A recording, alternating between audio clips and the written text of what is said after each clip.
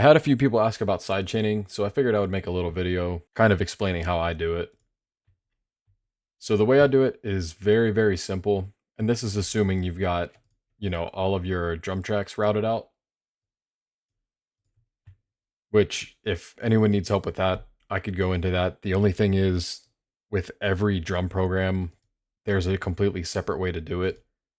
So I'll just go ahead and delete what I have on my bass here, and we will just listen to this solo real quick.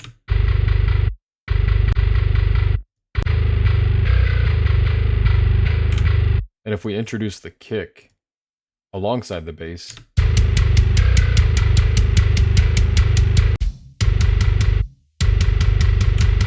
you can hear they're fighting each other a little bit.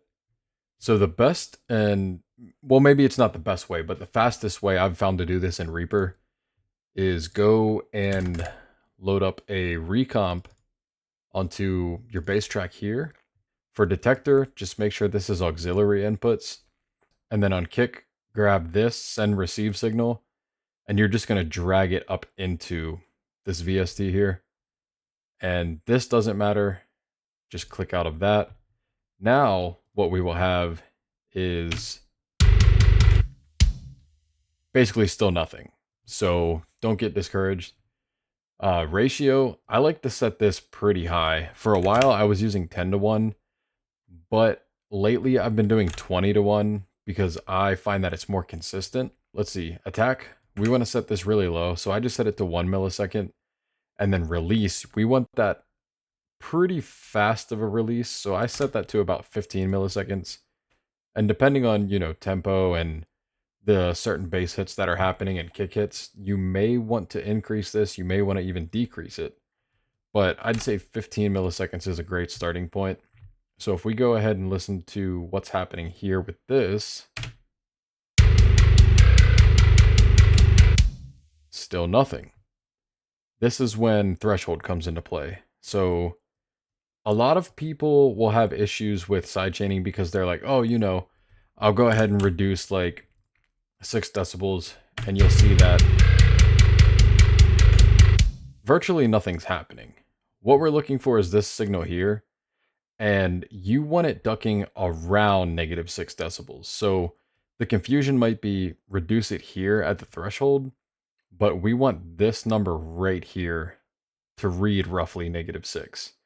And even when I was starting, this was kind of one of those things where I was like, dude, there's no way you crank it down this far to get this to be where you want it. But if you watch it,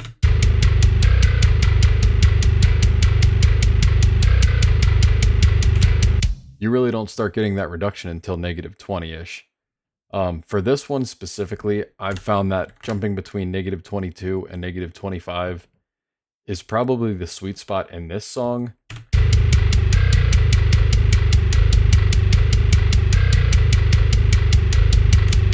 And you can see that it's consistently in the -6 decibel range. So what that will do, obviously, is clear up a lot of the low end. But if we go and grab like a separate part here,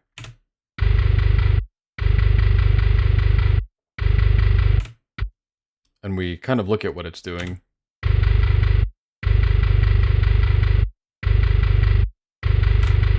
it's cutting out on those first initial hits, which is what we want it to do. But if we just go ahead and grab this, just so you can hear an extreme example of it,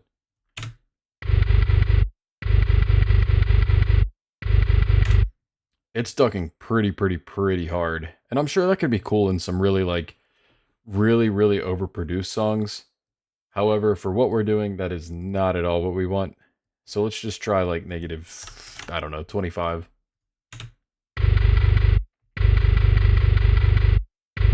You get more of the feel on that one as opposed to -22. We'll just go ahead and listen again to that.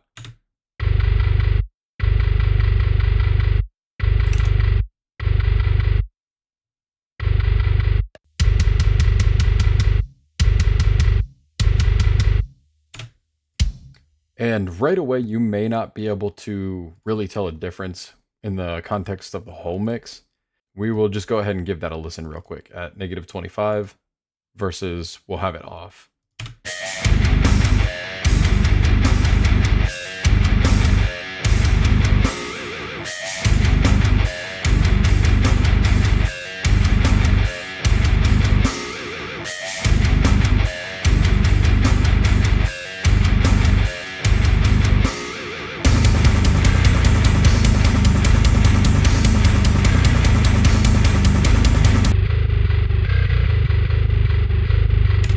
So especially right there in the blast beat part, you can hear where every kick that's hitting, it's really ducking down hard on that, so that the kick is the main focus of what's going on, and the bass is kind of, like I said before, it's ducking down so it's not muddying up the entire thing. So if we listen to that, just hear just the bass. And then with kick,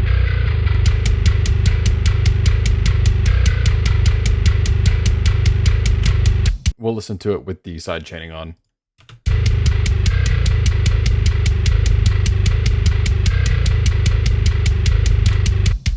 And then with everything, we'll give it a listen with it off.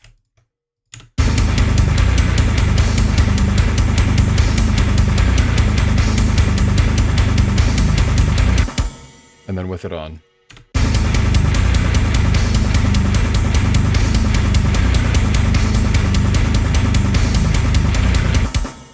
And like I said before, it's cleaning up a lot of that low end from just getting too messy, too muddy, and too drowned out. You can also use this on snares or really anything else. One thing, actually, this would be a good example right here. So if we listen to, we'll just center one of these guitars real quick and mute the other.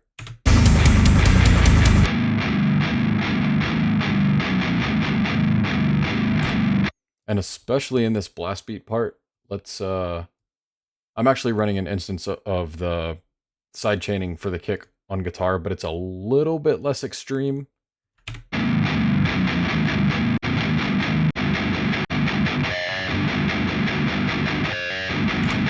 And you can see it's hardly doing anything, but I just like it there so it kind of takes out that initial pick attack. It's probably not doing much, but I don't know, placebo maybe. So yeah, if we go ahead and load up another ReaComp on here, same settings, we'll just go, 20 to 1, 1 millisecond, not 10, 1, and then 15 milliseconds on the release.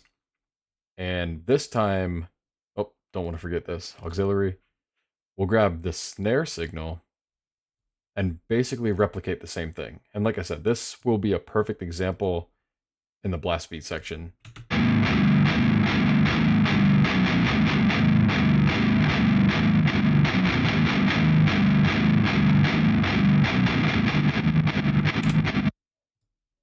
When it sounds like a helicopter, you've gone way too far. So we'll roll back a little bit.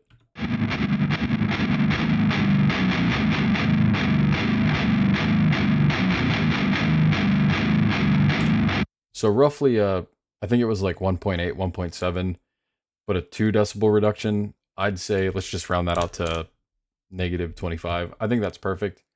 This way, when you listen to the snares in the blast, it will help kind of duck that section so the snare shines through a little bit better.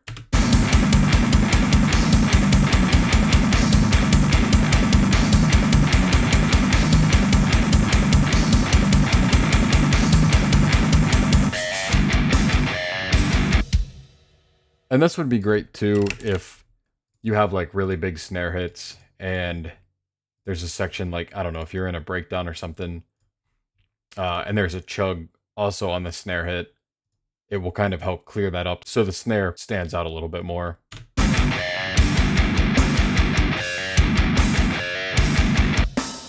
And then what we can do is do the same exact thing on the other guitar, just so you have a better context of both of them doing the same thing.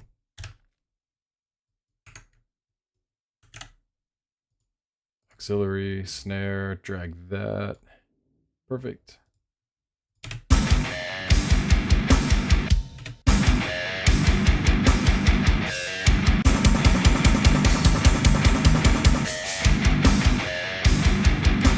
And then with everything once again.